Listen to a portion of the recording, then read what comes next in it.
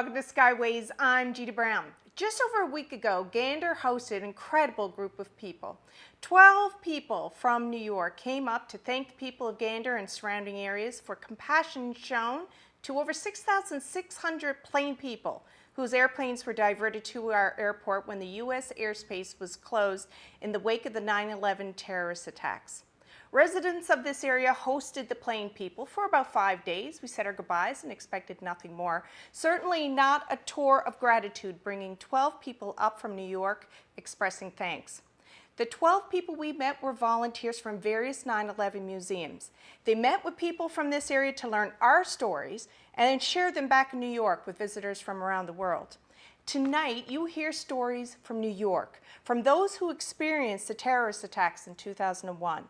And although all of this happened 15 years ago, for these New Yorkers, the memory of 9/11 is still vivid. It is still felt. It still feels like yesterday.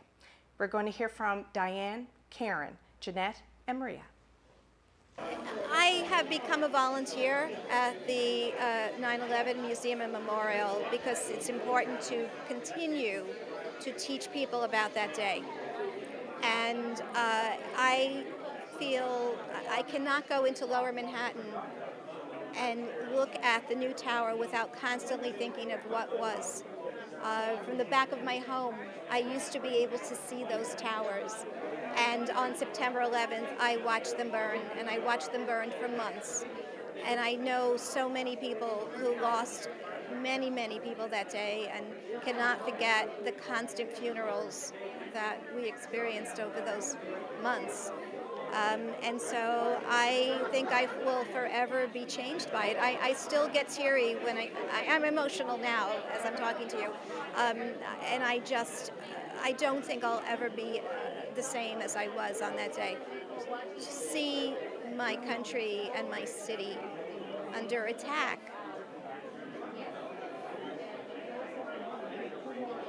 It's got to be surreal to think that that was 15 years ago.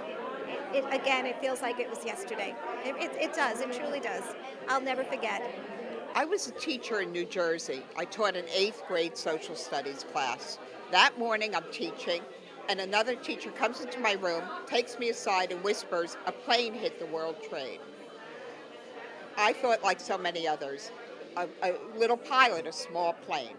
By the time I got off from my next class and looked, the South Tower had fallen, the North Tower was in flames, and you had to go on and teach. And I don't know how I taught that day. And of course, during the day, they said to us, don't tell the kids, don't let the kids know yet. It's 8th grade. But there were parents coming in and taking their kids out of school. And so the other kids were like, what's going on, what's going on? I went home, and I just remember the dead silence of everything. Anywhere you went, it was just silent. TV, and that's all. And watched it on TV for days. I called, my husband works in New York. I called him, tried to get in touch with him. And I finally was able to. My son, I was able to get in touch with. My daughter was in Virginia at college at that time, and she had trouble reaching us and was hysterical crying. So although it wasn't that personal experience, I wasn't in the city, my memory of after 9/11 was strong. About a week or two later, we had to go into the city, and just driving in, seeing the smoke and the empty sky was devastating. To us. So it was basically a situation where everybody, regardless of the connections or whether or not you had an individual personally involved, You were involved. You were You were involved because you were in that area. Just that sense of it's us, it's here. It was a total involvement, absolutely. I have to ask you this because you mentioned that you weren't allowed to tell the children initially Right. what happened. How do you deal as a teacher in the epicenter, essentially, of a terrorist attack? I remember teaching like a robot that day. Okay, dude, I couldn't focus. The next day, our principal said to us, don't talk about it. How do you not talk about it when you're in the state next to where it happened, where so many of these kids had some sort of involvement? So I started out my class that day. What are your questions? What do you want to hear about? What do you want to talk about? And that's how we spent the day, speaking about that kind of thing. It's a funny thing. I met someone at the museum about a month ago, and they were by the parapets, by the memorial. And she asked me about my involvement, and I was telling her. And she said she was in 5th grade at that time in Massachusetts. And she said her teacher turned the TV on right away. And you might be thinking, wow, that was a good idea. And the announcer on the TV said, that is American Airlines Flight 11 that hit the North Tower. The boy next to her said, my father was on that flight. So that's how he found out his father died. As a teacher, it's a very hard, thin line. You don't want to shock the kids. You don't want to scare the kids. You want to inform the kids. So that's it. Briefly, I was at my desk across the street from One World Trade. I was 8:46 when the first plane hit. I felt it and I heard it, but I didn't know what it was. My older sister called me and told me it was a little plane, an accident. Well, okay. When the second plane hit 17 minutes later, I didn't even know it. I had no idea. My cell phone was home underneath the seat of my car, and we had no TVs like we do today around the office, and Google isn't like it was today, or I don't even know if it existed. So I had no idea until my sister called me and said, you need to get out. This is not good. And I didn't want to leave because I really didn't want to go out there where all the sirens were, I didn't want to go out there. I was scared to go out there. But my sister, who is my older sister, and my mother raised me right, I listened to her, she insisted that I meet with her. And we did, and we walked uptown north, and when the South Tower collapsed at 9:59, I was so far away from downtown that I didn't even know what happened. So all the horror and all the terror that people all around the world were watching, I didn't see. So I'm lucky in so many ways, and though I'm technically a 9/11 survivor, my story really is of heroism. It's of my sister's heroism, because she had 3 kids. She has 3 kids. They were 6, 12, and 19, and she didn't go home to them that day. Like everybody wanted to get home to their loved ones. She didn't go. And instead, she stayed in New York and walked towards 2 burning buildings that everybody was trying to run away from to make sure her baby sister got out. And like I said, I put that in the back of my head for many years. When I finally decided I needed to talk about it, I called her and I said, why didn't you go home to the girls? Like, what makes a person do that? I mean, firemen do it all the time, policemen do it all the time, military do it all the time. My sister's not any of those. She's just my big sister. And she said the kids were home with their father. I knew they were fine. And what was I going to tell Mommy? That I left you here? I couldn't do that, Jay. You would have never left. And I was like, no, I wouldn't have. So, yeah, not all heroes wear uniforms. Sometimes they're just your big sister. I am a New Yorker, born and lived in New York my whole life. I was actually on Long Island that morning, which is about 45 minutes away from New York City. I was with my family. But a few days after 9/11 happened, the first responders were on ground zero 24 hours a day. I helped the Red Cross. My sister and I, we both went to the Red Cross Foundation, and restaurants and local eateries donated meals, and we set up a respite center at the Marriott Hotel. And there, those first responders can come off, they called it the pile. They would come off the pile for an hour break or just a cup of coffee or a sandwich, or just to sit down for 5 minutes and maybe have a little peace. It was, I don't have to tell you what a horrible situation it was there at the time. But they would come and we'd talk to them, give them a hot cup of coffee, pasta and meatballs, make them a sandwich. And I did that for 3 to 4 months after. How would you be able to encapsulate what 9/11 did to New York and did to the people, how they were impacted emotionally? Well, Gina, let me tell you, the first few months after, we were devastated. We were frightened. Our whole world was literally crushed because we could never think that that people could be that evil. It was incomprehensible to us.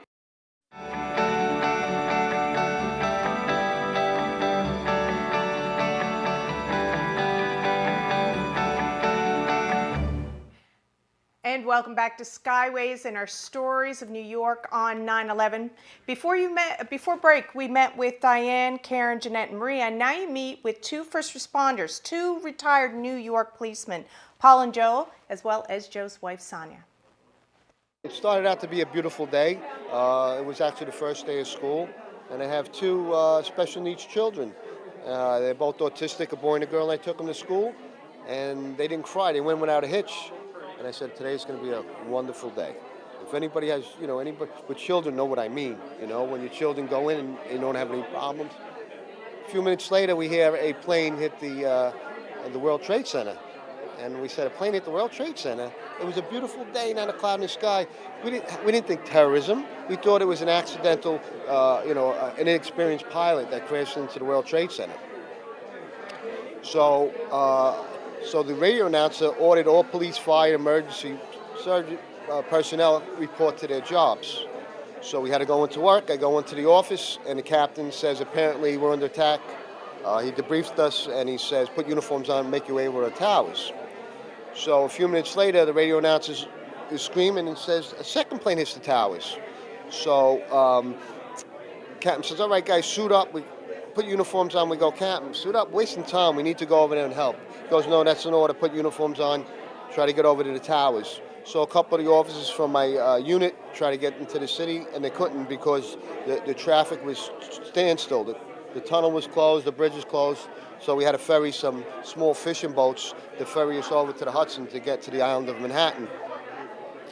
And as we got off the boat, one of the officers, our uniforms that the captain ordered us to put on, the reason why he ordered us to put the uniforms on, because we wear nameplates on our uniforms. In the event that we're killed or injured, we're easy to find because so many people were missing that day. So as we're getting off the boat, our uniforms turn white from the dust and the soot. You can't breathe, your eyes burnt, just terrible conditions. One of the officers had the sense to get the rubber mask, the mask with the rubber band to protect ourselves. So we crossed the street. As we're crossing the street, we're tripping because all the women ran out in their shoes, they dropped their pocketbooks and their groceries, and they ran for their lives. So we finally get on what was left of the World Trade Center, 110-story buildings reduced to a pile of rubble, just steel, concrete, smoke, fire. I was never in the military, but this was a war zone. Worst thing I ever seen in my life. First thing we did, as you walked onto the plaza, your shoes, you felt like you're walking. They started to heat up. You felt like you're walking on a hot beach, on a hot sand on a beach. We did search and rescue. Okay, we try to find people, and we have such guilt because we didn't find so many people alive. We searched for many hours. They had voids. It was just terrible conditions because there was voids, there was holes, there was all kinds of debris, glass, electric wires, smoke, just horrible conditions. And later on, they provided us with buckets, and we did something called the Bucket Brigade, where we lifted all the debris. Whatever we can lift up, we put in the buckets and we moved. We did it for hours until you felt like your arms are going to fall off. So we were there for 6 months. We were ordered to work 12-hour days, 6 days a week. Many of us worked the 7th. I didn't go home in 3 days, and my children didn't understand. They didn't want to go to school. They didn't see their father. It really affected my family. I tell you, it really put all of us in a bad frame of mind because if we weren't working there every day for 6 months, we were going to funerals for the policemen and the firemen and all the victims of that fell that day. And just terrible, terrible conditions. In the police department, then it's not just a job; it's a brotherhood. It's you become your family. Your partners become your family, and I want to honor two of them. John Chapora, his name we call him Chip. He was 39 years old. He just got engaged. He was a policeman in my unit, but he went to the fire department because his father was a firefighter. He wanted to follow the traditions. But what's crazy is in 1984, he was a Marine overseas, and his barracks was bombed, and 200 soldiers died. On that day, John survived there, only to die on American soil in 9/11. My other good friend, Harry Smith, was the father of 3 children. He died 9 years later. 9 years later of 9/11, illness, cancer. He woke up one morning and every part of his body was riddled with cancer. Before he got sick, he moved to a small town in New Jersey, and the mayor of that town gave him a plaque, and a local news reporter, like you're interviewing me, interviewed him and said, Harry, would you change anything about 9/11? Would you still go into the towers? He says, yes, I wouldn't change anything. I would still go into the towers. That shows the caliber of his first responders, the dedication to New York City and to America. Well, that day was kind of rough. Actually, it's my birthday, and I was supposed to celebrate it. And when I arrived on the scene of that devastation, I could not believe in my 29 years of service with the New York City Police Department. That was the most horrendous crime scene I've ever seen in my life. It's like going into a fog and people crying on the way out, covered in this dust, not knowing where to go and what to do. We had people that were confused, coming from work, leaving work, trying to evacuate and rescue people that were there, that we could save as best we can. And it was, for the first time in my whole life, I was totally helpless. That continued for quite a long time after, as I For understand. many weeks after this. It just continued on. We tried the best we could for the first 48 hours to see if we can find some, and I didn't find any. I couldn't bring anyone back. Normally I would find somebody and in case of any given situation, but this day, in those 48 hours, it was difficult. How were you able to process what happened and what was happening? It was difficult. My life experience, I was a U.S. Marine. I was many challenging situations in the police department. I think that and the support of my wife was what brought the stabilization of my mind on the scene of what I saw in front of me. I'll never get over it. Tomorrow's going to be a very hard day, but we are in the town of Gander, and this is the town that showed us the best of humanity. And we're going to get through the ceremony tomorrow morning.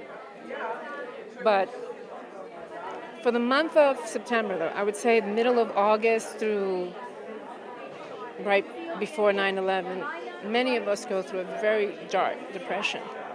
We relive it. We hear a sound, we hear a car popping, we duck. We've been traumatized, and this is still 15 years later. And when I hear my husband talk, he doesn't say everything that I know he experienced. I can see it in his eyes, I can see it in the way he speaks, but when he's with his fellow comrades and they talk, I know then, okay, they're trying to just deal with this as best as they can. And that's the way it is with so many people who experienced it. It's a very tough thing to talk about, and sometimes we want to, and sometimes we just can't. The healing process continues for us to this very day. For you, what is it that you relive? What does your mind tend to go to? We thought my husband died on 9/11, and we planned his funeral, and he showed up 9/12. We thought that he had died on his birthday, which is 9/11. I had a 16-year-old at the time, and we have a family quote that we say, without hope, we cannot cope. And we were very close to losing it that day. And then he showed up, and we knew that the man who came home that day was not the man that left the day before. We lost that guy. And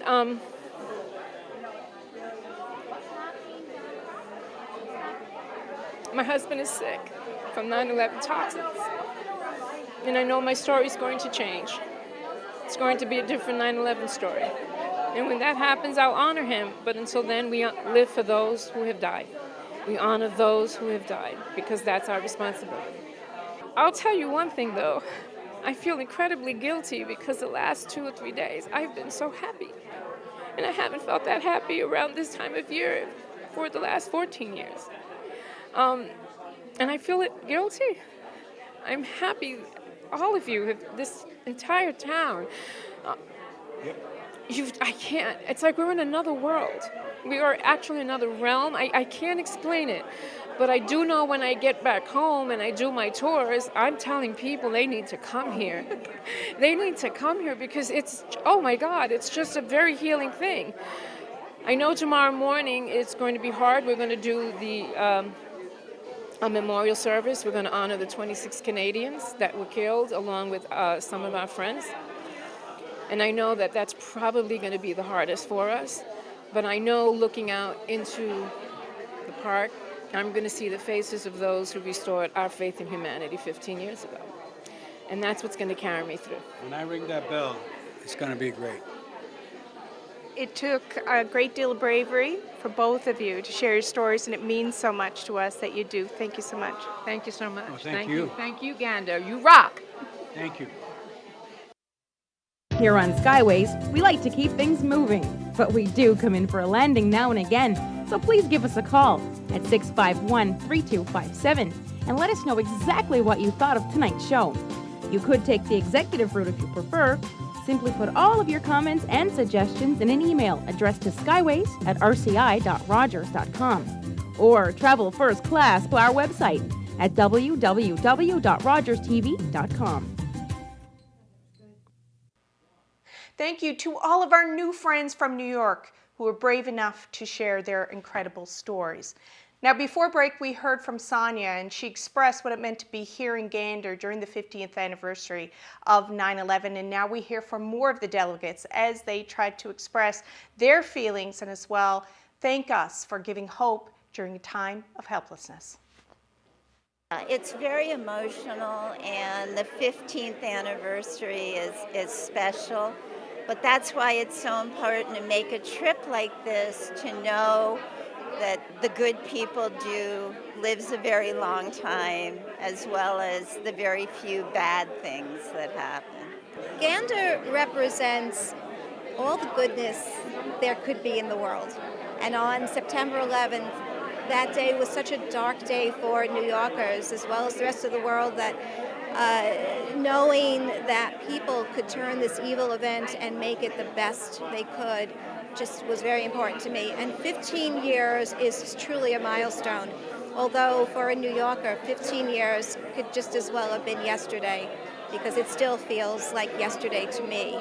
Every time I read a story about the people of Gander and how they responded to something unprecedented, unimaginable, it just made me cry. It just, not forced at all, it just made me cry of how special the people of Gander were on that day, and since I've been here, seem to continue to be special.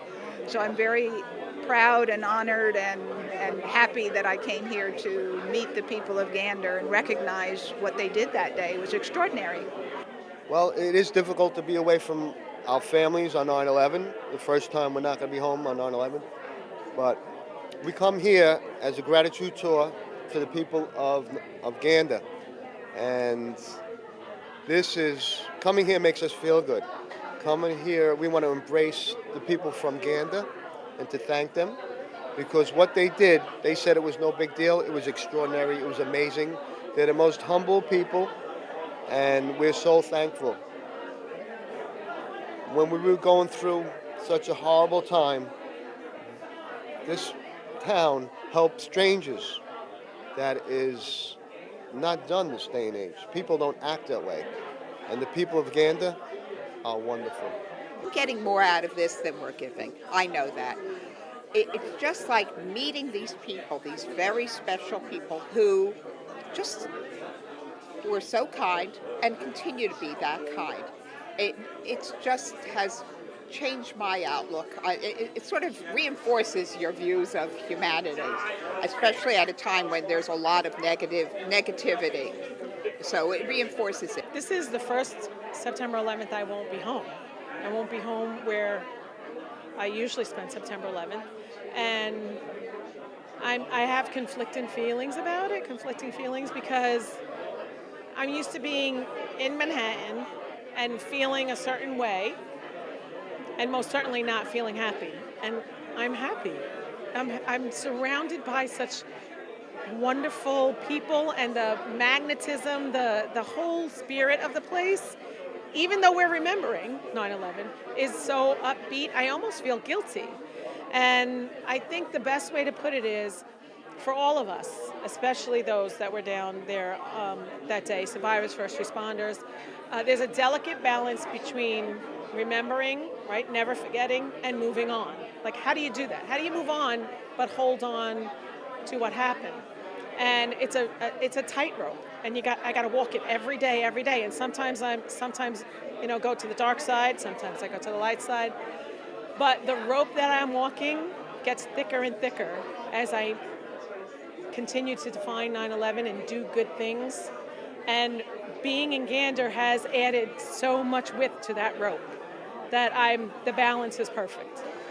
I will tell you, I've been honoring New York on the 9/11 actual day for years now. And when this story came about Gander, I just felt so compelled. Like, I just wanted to come here and thank everybody. I wanted to shake everybody's hand. I wanted to hug everybody and just say, we thank you from the United States, from New York. We thank you for doing what you did those days. It was a beautiful, selfless, I could have 1,000 adjectives. I just wanted to be part of something this important and this memorable, that I could be among people this good and this kind and this wonderful.